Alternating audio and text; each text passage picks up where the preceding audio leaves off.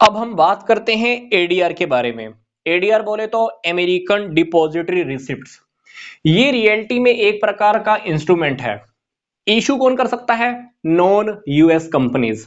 Issue किसको किया जाता है? अमेरिकन्स को। मतलब कोई भी अमेरिका की कंपनी एडीआर इशू नहीं कर सकती। अमेरिका से बाहर की जितनी भी कंपनीज हैं वो एडीआर को इशू कर सकती हैं, पर इशू भी किसको करना है? हमने अमेरिकन्स को करना है, अमेरिका के लोगों को करना है, ताकि वो लोग एडीआर खरीद लें और हमें पैसा दे दें।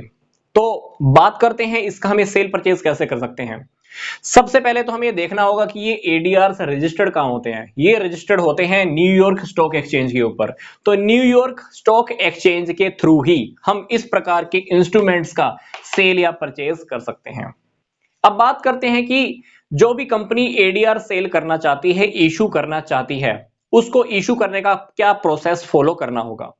तो स्टेप नंबर 1, वो इशू करने वाली कंपनी सबसे पहले डोमेस्टिक कस्टोडियन बैंक को अपने शेयर्स हैंडओवर करने वाली है। हैंडओवर करने के बाद ये डीसीबी क्या करेगा? किसी अमेरिकन डिपॉजिटरी बैंक को रिक्वेस्ट करने वाला है कि भाई शेयर्स को आप क्या कीजिए, एडीआर में कन्वर्ट कर दीजिए। तो जब ये एडीआर में कन्वर्ट कर देगा तो अब हम इस प्रकार के एडीआर्स को फॉरेन के इन्वेस्टर्स को, बोले तो अमेरिकन इन्वेस्टर्स को इशू कर सकते हैं।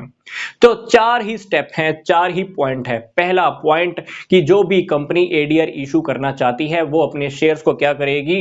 डीसीबी को हैंडओवर करने वाली है। डीसीबी को हैंडओवर करने के बाद वो क्या करने वाले हैं? एडीबी को रिक्वेस्ट करने वाले हैं कि भाई शेयर्स को आप एडीआर में कन्वर्ट कर दीजिए।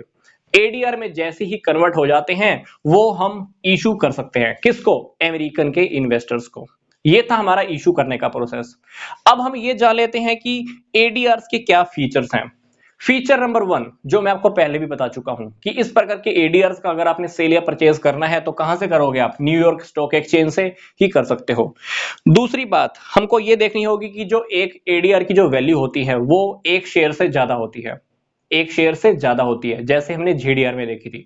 For example 1 ADR is equal to 2 shares. Point number 3, जो तीसरा फीचर है, एडीआर का जो भी होल्डर है वो अपने एडीआर को शेयर्स में कन्वर्ट कर सकता है।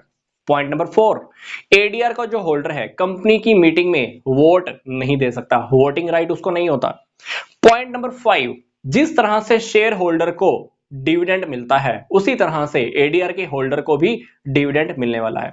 जिस तरह से शेयर होल्डर को डिविडेंड मिलते हैं वैसी तरह से ही एडीआर को भी डिविडेंड मिलने वाला है। पॉइंट नंबर 6, एडीआर को यूएस डॉलर में ही रिप्रेजेंट किया जाता है। अब बात करते हैं कि एडीआर के क्या एडवांटेजेस हैं। इसके एडवांटेजेस वैसे ही हैं जैसे जीडीआर के एडवांटेजेस हैं।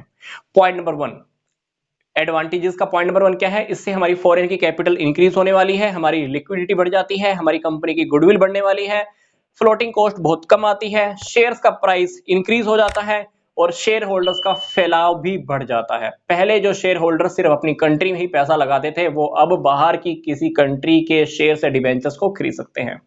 तो ये था हमारा एडीआर का टॉपिक। कंप्लीट चैप्टर या वीडियो का लिंक और दूसरी जो भी प्लेलिस्ट है उन सब के लिंक आपको इसी वीडियो के डिस्क्रिप्शन बॉक्स में दिए हुए हैं, आप चाहें तो वो भी देख सकते हैं। मिलूंगा मैं आपको नेक्स्ट वीडियो में। यहां तक का वीडियो देखने के लिए आपका धन्यवाद।